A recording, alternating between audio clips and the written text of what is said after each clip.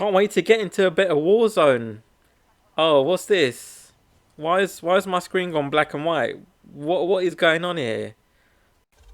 So today I'm going to be benchmarking an RX 480 in several games, including Hogwarts Legacy, Destiny 2 and Cyberpunk. And I picked up this GPU for around about $100, which is pretty good price in my mind. The only thing is it was dusty as anything, so this graphics card has definitely been well used. You can't tell the mileage on these graphics cards, so when you do get one and it is fairly old, it's definitely worth tearing down, taking everything apart and replacing the thermal paste. And if the thermal pads are dirty, covered in dust bunnies or God knows what else, it's definitely worth taking those off and replacing them as well. You can see in my case, mine was covered in all sorts of stuff, so I really wanted to give this a deep clean and giving this GPU a fair chance when we run the benchmarks. I like to get all the dust off first with a brush, and then I use a bit of alcohol all over the PCB just to get all the human slime off. You never know what that GPU's been or what it's been through, and I like to just give it a bit of a thorough clean, as well as the GPU die. Make sure everything's absolutely clean that you can possibly get it. I detached each individual fan and cleaned all of those. Again, there was some weird human slime stuck to that, so that took a little while to get off. But once you've done all the fans, you've done the heatsink, then you're pretty much good to put it all back together and plug it into your motherboard just to make sure it comes on and gives a video output. Man, doesn't that look good? Super clean, a lot cleaner than it was before. Okay, maybe not that clean, but it's a lot better and it should get some better temperatures. I was getting around about 50 degrees on the GPU, and this is the setup that I'm using today.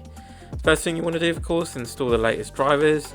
You may want to do a BIOS update, but in this case it was actually already updated.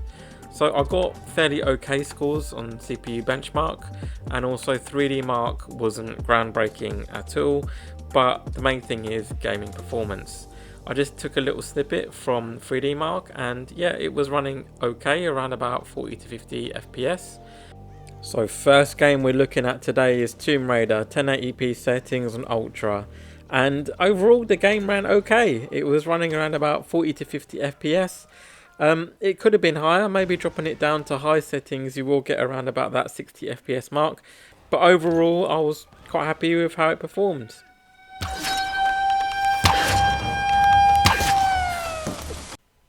Next up is a fan favourite, GTA 5. Yes, it's an old game. I don't know how old it is, maybe 11, 12 years old. But yeah, I mean, it ran really well. I was getting around about 100 FPS on high settings. At least I think it was high anyway, on 1080p. And no issues running this game at all. And in fact, I managed to get my haircut looking pretty slick after booting up this game for the first time after a very long time. I've forgotten how great GTA is. I wonder when GTA 6 is coming out. Next up, Battlefield 5 1080p. I know I'm being a bit brave with ultra settings, but I thought let's just go all out and see what happens.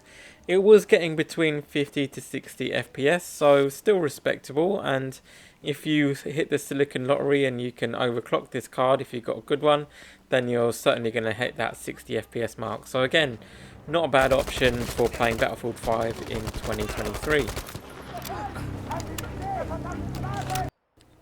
Well, here comes Warzone 2, 1080p, very low settings. And actually, if you look at the spec for this game, it actually supports pretty old hardware, but for some reason it kept glitching out on me. I tried to uninstall, reinstall, and I just kept getting these issues and I just couldn't get it to run on this system. So I'm going to have to try it on a different system, maybe later on. So unfortunately, no benchmarks for Warzone 2. Sorry guys. Now trying out a game that came out in 2023, Hogwarts Legacy 1080p on low settings, and yeah, the game didn't really run that great.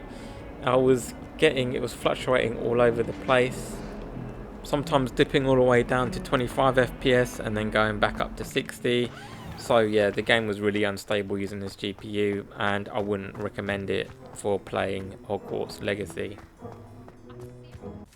Now on to Cyberpunk 2077 1080p, and I'm actually surprised it's running at high settings. It ran pretty well. There wasn't really that many slowdown or dips. I was getting around about high 40s and 50 FPS around about that figure, and it didn't really drop that much from there. So yeah, it was pretty stable, and I was actually pretty surprised how well it ran Cyberpunk, although the game still looks pretty bad in some places. I don't know if it's because of the graphics card or if it's because of the game itself. On to Destiny 2, 1080p high settings, 60 FPS throughout. It was pretty stable. It ran really well in my opinion. It did dip slightly down into the high 50s, but no issues running this game whatsoever. And yeah, I mean, the GPU was running at 100% utilization, but running pretty well. Now, Control 1080p medium settings. This game did run pretty well. It was dipping in between 50 to 60 FPS, and there wasn't really any dips or slowdowns that were significant enough for me to mention. And of course, ray tracing was off, so don't even ask that question, it was off. But overall, again, not a bad result. Now on to Metro 2033. Last Light Redux, and I was getting 115 FPS, so this game ran really well with those settings, and yeah, the game looks great. This is an older title, so of course you would expect it to run pretty well, so no issues running Redux.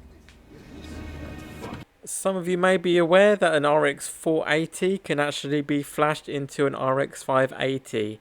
I wouldn't recommend you to do that today, and the main reason for that is the Adrenaline software is actually really good in terms of being able for you to overclock your card, so it would overclock to an RX 580 anyway if it is capable of doing so, and also you can stress test the GPU within safe limits. So give that a try and see what performance you can get that might be better than the benchmarks I showed you in this video. Please remember to like and subscribe, and leave a comment below to let me know what I could do better or differently for my next video. Thanks for watching.